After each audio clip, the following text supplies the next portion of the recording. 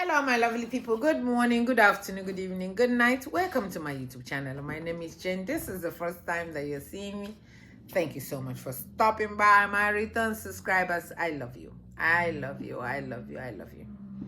So, my people, did you see the New Year Eve speech from Peter Obi? Peter Obi, Hey, God. Oh, God. You know, APC or APC, they have been going around or telling him if he know opposition, if you guys know how to do whatever, you can bring it to support the government. They have come out too to tell us that everything that he has said, the idea that he has given them, they have used it and none has worked. Know why none has worked? Because you guys are the one that is using it. Peter Obi said that subsidy will be removed. He said it during election time. But Peter Obi is not going to remove subsidy without getting something to cushion to make sure that Nigerians will not suffer. But let me not take you somewhere else. I need you to hear the speech, how he boldly, with no fear. Now, he said this time he has decided to say if this is how they want to end him, so be it. Because I need you to watch the video. Watch the video yourself. After you finish watching the video, he had a few interview, 1 or 2 questions that they asked him at the end of this press conference that he gave about the new year, giving Bola Tinubu advice on what to do. Tomorrow, una go say he did not tell you what to do. After he just told you, get on the road so that you will go from here. He said, just short strip, just short, no go long. From here to here. So that you will know how people are suffering. He told you to go to FMC, just FMC this, so that you will know where Nigerians are being treated. That's what he told you to do. So, but sorry guys. I don't want to make this video so long because I need you guys to watch this fine man. Hell, in your head, just imagine what will happen if this man is the president of Federal Republic of Nigeria. Do you know what is happening in Burkina Faso? That's what will be happening in Nigeria now if this man has ever. Please watch the video. When you finish watching it, just share it. Send it to all those people that said you are Igbo, I will not vote for you. You are Yoruba, I will not vote for you. Just send it to them from me to you. Thank you so much for watching. Bye-bye. Fellow Nigerians, Happy New Year. As we begin the new year 2025, it has become imperative for me to speak to you as a Nigerian interested in the progress of the country. The political, economic, and security situation of our country is worsening daily, despite contrary positions and claims by the government of improvement in all spheres of human endeavor. Our national challenges are visibly worsening. Our nation and its fortunes are in clear reverse. The indices are clearly indicative of our decline. Thus, Nigeria remains one of the poverty capitals of the world, with over 100 million in extreme poverty and more than 150 million in multi-dimensional poverty. The situation has deteriorated significantly in the past 18 months under the current administration. As a nation, we are falling from being the highest GDP in Africa in 2014 at $574 billion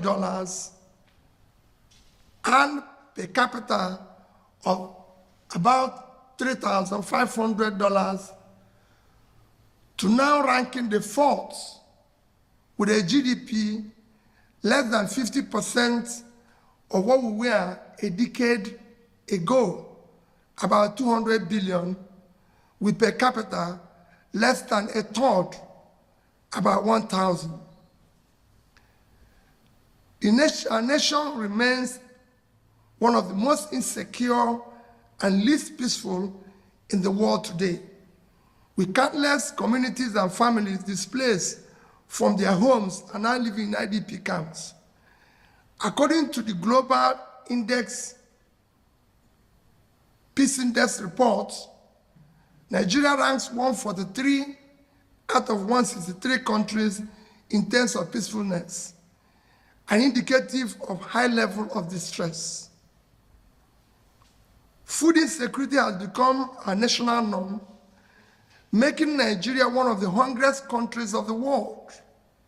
Gainfully employed and middle-income Nigerians now spend nearly their entire income on feeding, with some resorting to borrowing to eat, just to eat.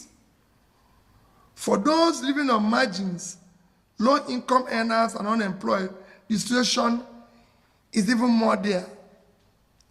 The newly approved minimum wage of 70,000 cannot afford a bag of rice or even half a bag of beans. As a result, many Nigerians go to bed hungry, while a significant number now rely on palliatives and charitable support. Tragically, this has recently led to several avoidable deaths. Nigeria in 2024 Hunger Index is ranked 110 out of 127 countries measured, reflecting a critical level of hunger and food insecurity. We have earned the dubious distinction of being one of the countries with the largest number of people without access to electricity. In 2024, despite the abysmal and unacceptable power generation and distribution, the frequency of national grid collapse increased significantly. The frequency of national grid collapse increased, where we have almost 12 times in 12 months. As a result, we are now mockingly referred as a generator country. This persistent lack of adequate energy supply continues to hinder our national development. Corruption, official efficiency, fiscal profligacy, and the mismanagement of public resources continue to rise astronomically in our country, spreading across all spheres of government. Similarly, nepotism and disregard for the Constitution, rule of law, and due process have become the norm. Our national debt has risen astronomically from approximately 15 trillion in 2015 to over 100 trillion today. This sharp increase has occurred within the last 18 months under the current administration. Ironically, these borrowings are largely allocated to non-generative programs and projects, leaving little to tangible development assets.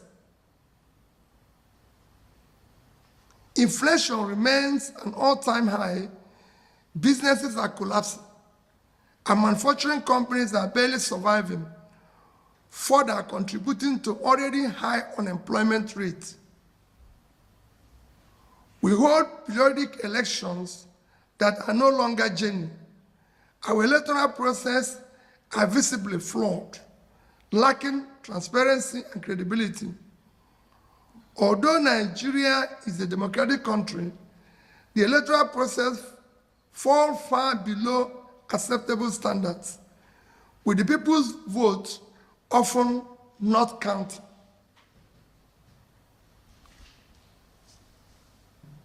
Suggestions on the way forward. From all indication, Nigeria urgently needs selfless and exemplary leadership across the three arms and tiers of government.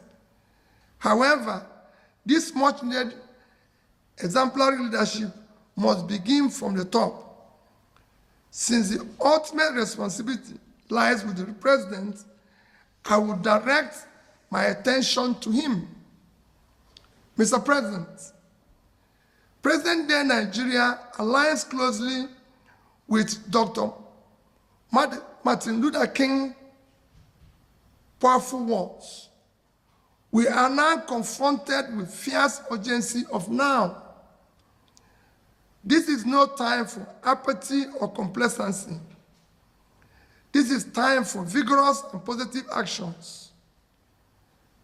Because we all love Nigeria and desire its prosperity, I would like to suggest some actions I will have personally approached differently. It is time to confront our national problems boldly, decisively, with a sense of urgency, and I suggest as follows.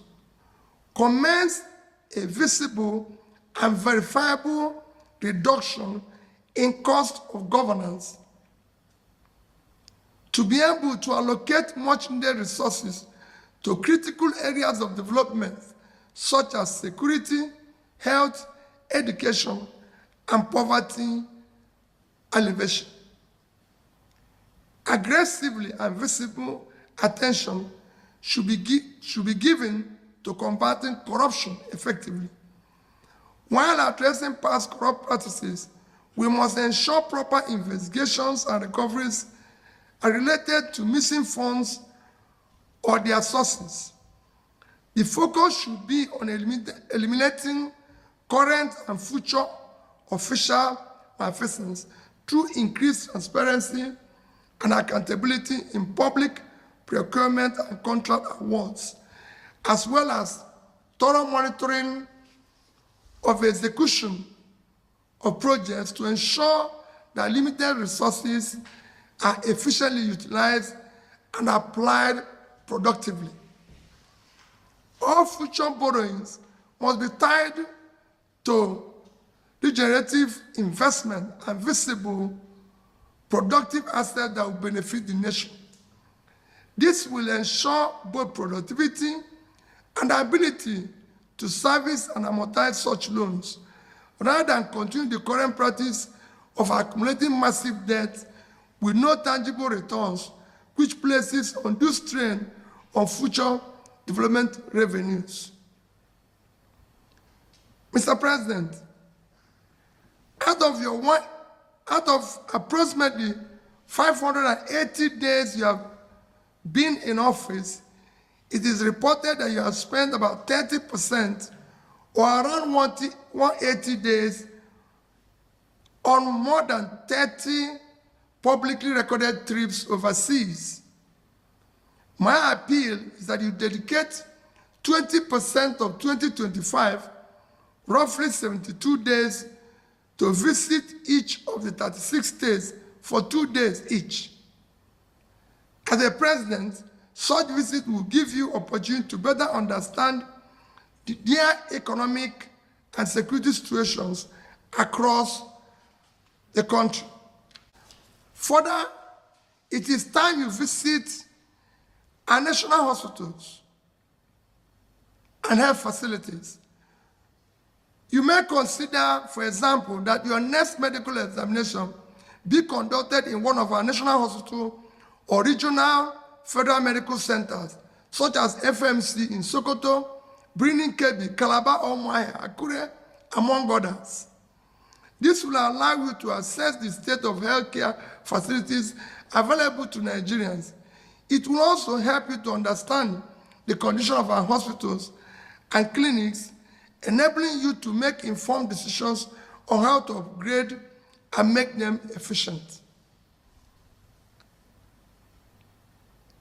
Endeavor to travel by road to observe the conditions of most highways. You can take short trips, for example, from Calabar in Cross River State to Uyo in Akwa Ibom, a distance of less than 100 kilometers, or from Benin in Edo to Warri in Delta. I recall taking President Obasanjo on a trip from Awka to Onitsha on the federal highway when I was governor of Anambra State. That journey prompted him to immediately approve reconstruction of parts of the road by Anambra State with subsequent reimbursement by the federal government. Such actions are immensely valuable. Make both impromptu and planned visits to our tertiary institutions where our children and future leaders are being trained. This is essential to familiarize yourself with the available infrastructure, facilities, and amenities. These visits will provide valuable insights into whether the resources of the Tertiary Education Trust Fund are being utilized optimally, and what is needed to sustain education is being implemented. I recall President Shagari visiting University of Nigeria and Nsukka when I was a student there and telling us, I've seen the facilities myself, and I assure you of my intervention. Institutional facilities improved significantly thereafter. As Commander-in-Chief, visit our military formations and security agencies, especially during their field operations, and provide them with morale-boosting assurances and support for optimal efficiency. Reiterate that they and their families will always be taken care of. Mr. President, many Nigerians are refugees and exiles in their own country. Visit the IDP camps and assure Nigerians that they will soon be returned to their communities, that they are working hard to restore peace and normalcy in different parts of the country. Mr. President, you are no longer Governor of Lagos State. You are now the President of Nigeria. Therefore, consider spending your holidays in different parts of the country. Let your next Salah, Easter, or Christmas holidays be spent in Yola, in Sokoto, Jos, Akure, Yanegua, Abakaleke, among others. The single most challenging test you face is ensuring the future of elections are credible and to reflect the will of the people. Finally, Mr. President, Nigerians need to hear from you directly, not through your proxies. Quarterly update on what you are doing to improve the situation is crucial. God bless you. God bless Nigeria. Thank you.